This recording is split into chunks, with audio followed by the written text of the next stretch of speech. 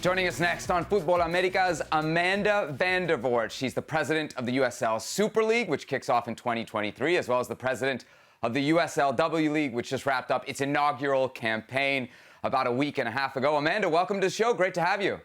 It's so good to be here. Thanks for having me. All right, so we were just talking about this big game coming up between England and the United States. Of course, it's a friendly, going to be played at Wembley, big crowd expected, but you were actually at the Euro 2022 final. So tell us a little bit about that experience, especially from the perspective of somebody that works in the women's game.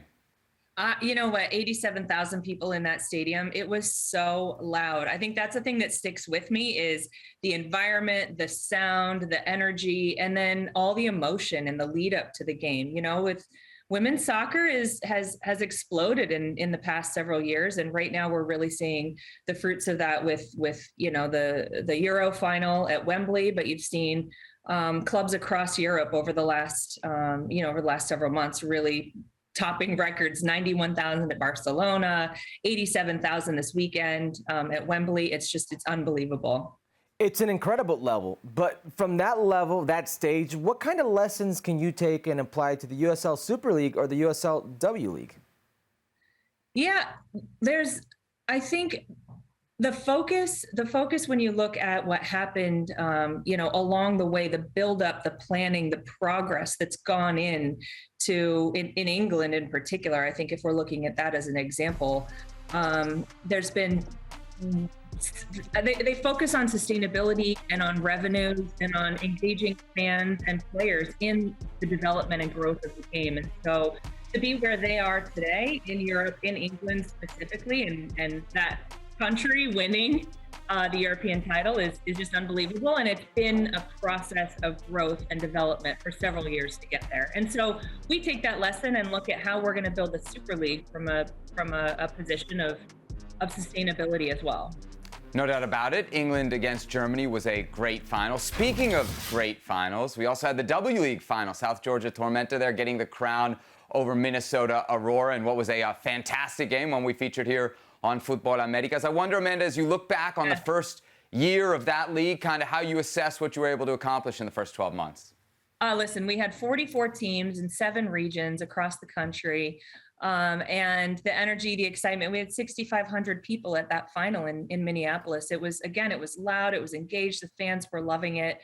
We're super proud of the journey that we've taken to offer pre-professional soccer in a very professional manner. We've had standards, and the players consistently, time and time again, thanked me for creating this environment where they could play, soccer that complements their collegiate season, but at such a high level. Amanda, out of all the teams that have kind of surprised us or coming out of nowhere, Minnesota Aurora is one of the teams that's really stood out. And I'm not just talking about those sweet jerseys, by the way, size large, and the little guy next to me is a small. Yeah, but they're a regular on Futbol Americas top 10. I mean, how have they done it? How have they managed to just come exploding out of the gates? I think it's a combination of knowing who they are and what they stand for. They really understand their brand identity. So they're women-led, but they're also community-owned. So they engaged the community in Minneapolis, in Minnesota, the Twin Cities, as owners. So they have 3,080 community owners of that club. And I think that really created this sense of, people coming together and building this club alongside with the leadership, alongside with the players. And so, when you're in that stadium, you just feel this sense of camaraderie, of support, of fandom that resonates, I think, with their kind of founding position and why they brought that group together. So let's look ahead then to the first season of the Super League, and I'm interested here particularly in the differences, because the way they're labeled, I think you use the term pre-professional, semi-professional for the W League, but more fully professional, right, for the Super League. Like, I think most people have an idea of the differences between pro and semi-pro, but specifically, how do you think it'll manifest itself, the difference between those two leagues and the two levels? Yeah, so we talk a lot about the pathway, right? That's something that hasn't really been developed yet in a systematic way in the United States. So we see youth players going on to the college game and then maybe into the pros. But what we're actually building is this youth to pro model where players have a clear and direct process and way to get into professional soccer. So we see the W League quite complementary to the Super League. The W League today exists, like I said, a pre-professional league. All the players in the league are amateur, so they can still compete at the college level. But we have scouting networks, talent ID, recruiting systems for the players and for the coaches, administrators, executive staff throughout the W League, so that they can move on and work in the professional game and be professionals in women's soccer, which is an opportunity that's slim and hard to come by today. So we're on the path to providing more teams, more opportunities for the professionalism of women's soccer in this country. And both the Super League and the W League are critical components to that pathway. Well, speaking of that pathway, that pyramid, what will the relationship with the NWSL look like for you guys? Will it be something like more of a direct competitor or maybe like a feeder league?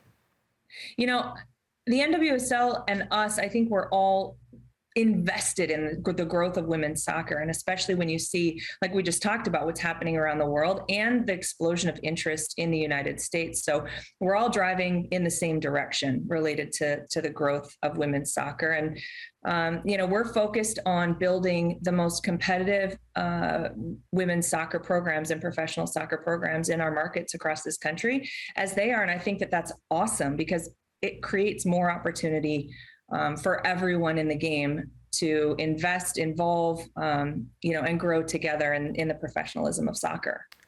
All right, Amanda, we really appreciate the time here on Futbol Americas' continued success, and keep us in the loop. Anytime you got breaking news on expansion announcements, you know who to call. Your boys here at Futbol Americas. I love it. I love it. Thanks, you guys, for having me on. The Aurora jersey's on the way. Yes. There we go. Yes. Well, thank you very much for watching ESPN on YouTube. For more sports highlights and analysis, be sure to download the ESPN app. And for live streaming, premium content, and let's not forget as well, ESPN FC 7 days a week. Subscribe to ESPN+.